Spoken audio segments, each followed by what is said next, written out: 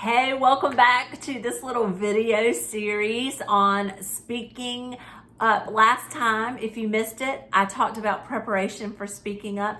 Go back and take a listen to that before you watch this one. I'll put the link above. And then today, I want to talk about boundaries for speaking up. These are maybe some of my most important lessons that I've learned via failure. So here you go, the real deal today. The first question that a lot of people ask are boundaries even biblical? This is something I did a lot of research into at one point, and I want to tell you without hesitation, yes, boundaries are biblical. In fact, Jesus, in many instances, exhibited very strong boundaries. So one of the first, probably the first example in scripture where Jesus exhibited boundaries was found in Luke 2. And it's the one place that we're told about Jesus as a boy. It was when he was 12 years old. Many of you probably know the story. He went to the temple as his parents did. They were very devout people.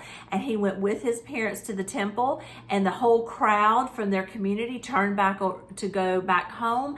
But on the way home, Joseph and Mary realized that Jesus was not there. And so they went back. They searched for him for 3 days, which meant they did not know where to look for him. And when they found him, Mary was kind of incensed. Go read the whole story. It's just great. And as a mama, I can hear shrillness. When I read Mary's version, I'm like, Mary was shrill there, I'm pretty sure. And then, but Jesus said to them, she said, son, how could you treat us like this? And Jesus said, why were you searching for me? Didn't you know I had to be in my Father's house? Some translations say, didn't you know I had to be about my Father's business? So here's a place that we see Jesus setting a boundary, and here's how he did it. Number one, he was clear on his mission. He was about his Father's business. And he said, why were you searching for me? In other words, Mom and Dad, you should have known where I was. You know who I am, right? So here I am in my Father's house, doing my Father's business. Jesus knew his mission. He was clear about his mission. That was number one. And then number two, he confidently created boundaries for his Father's business. He created boundaries around his mission. He didn't apologize really to his parents. He kind of said, you should have known where I was. He was confident. He said, I am about my Father's business. This is the way that we can create boundaries for ourselves too. We can follow Jesus's example here by being clear about our mission. Now, here's one of the applications for me. I am interested in lots and lots of things. If you've ever done Strength Finders, one of my top 5 strengths is input.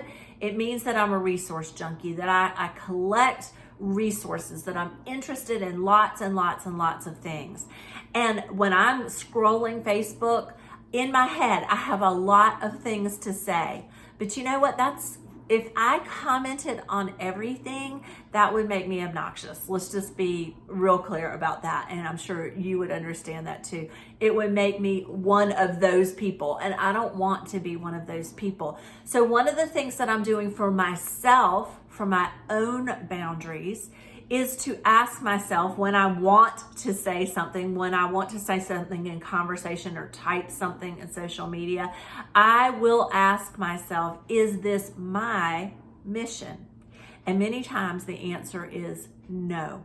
And what I'm realizing is this is a boundary for me, not to be obnoxious, but it's also for me that I don't have to engage in every single thing. That is too exhausting for me.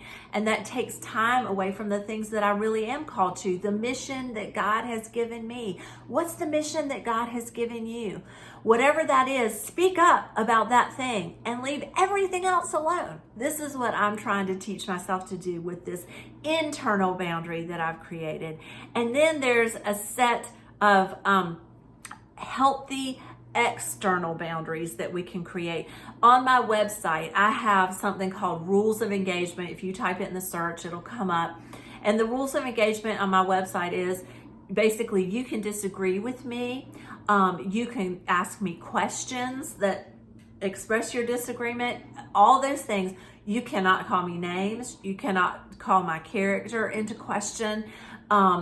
So we can have respectful disagreement, but the minute it gets disrespectful, I'm going to delete comments without explanation, without apology. So, and I have extended that to my Facebook page too. Without explanation, without apology, if it gets disrespectful, that is a healthy boundary for other people that I have set. And then here's another one that I have set for myself. Is that, so that's for other people, but here are a couple of other ones.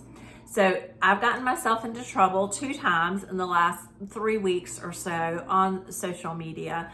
And the first time I was on Instagram, I posted something that I had seen, and a friend popped on in direct messages and questioned what I had put.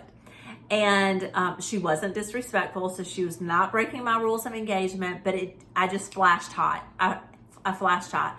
Now, I was breaking my own rule because I commented on something I really don't care about. It was about the Electoral College. I really could care less, or I don't know enough to even speak on it. Maybe I should say it that way.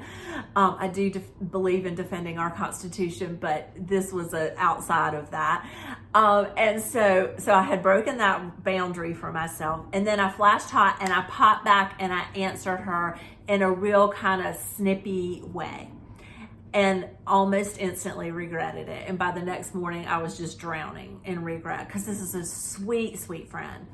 And so I typed a message back to her and apologized for my snippy response and said, you know, nothing is worth damaging our relationship. So I created a new rule for myself. When I feel my heart pounding, when I feel my breath get short or my hands get shaky, I have almost always a physical reaction when I'm kind of angry or upset about something. That is an automatic red flag that puts a 24-hour hold on my response. So anytime that I feel defensive or angry, I am putting a 24-hour hold on myself. I cannot respond for 24 hours.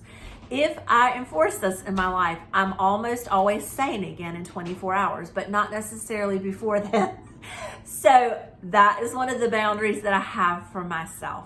The second thing that I got in trouble for was that I actually lifted a quote from someone else, from somebody else's page, and put it in one of my Facebook posts. Now, I didn't think this person would see it, but they did, and they confronted me about it, and guess what? She was right.